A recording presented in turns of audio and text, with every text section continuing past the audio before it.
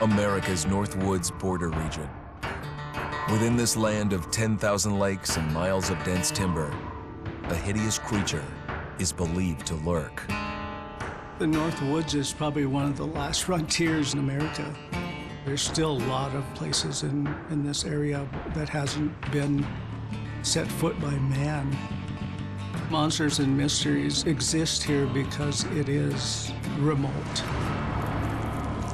Up in the North Woods, winters are long. In times of biting cold and isolation, a devouring monster is believed to come forth. It's terrorized native people for generations. Growing up, I was told, like, don't go outside, the Wendigo will get you.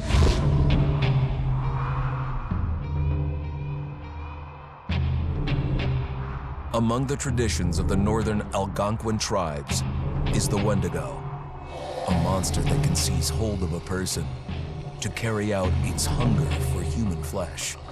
Many Native Americans fear even talking about this Wendigo, and even the mention of the name will let the Wendigo find out where you are, and it will open you up to be possessed by this Wendigo.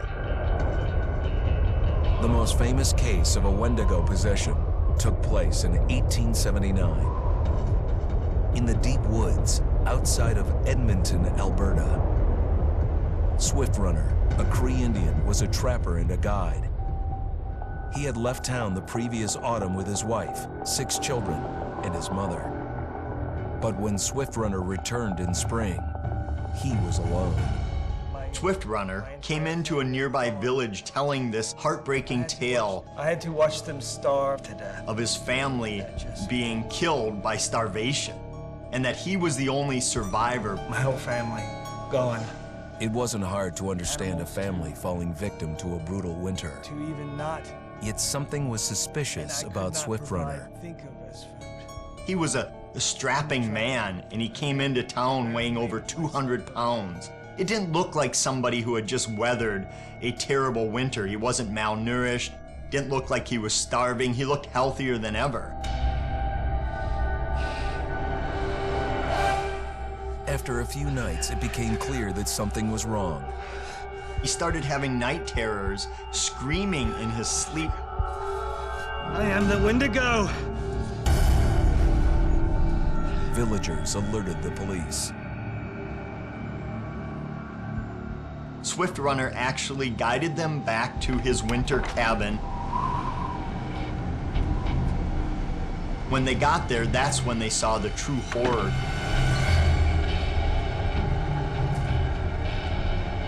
Human skulls were scattered around, many bones, some of which had been snapped in half, and the marrow inside had been drained. They had never seen anything like it. Swift Runner had killed his entire family, shooting them, hitting them with an axe, strangling, and then eating most of their bodies.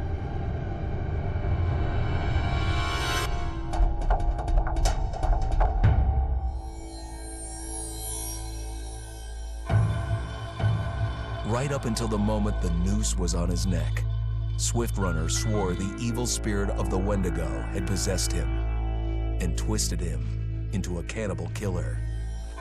When he was on the gallows, Swift Runner himself said, "I am no longer a man.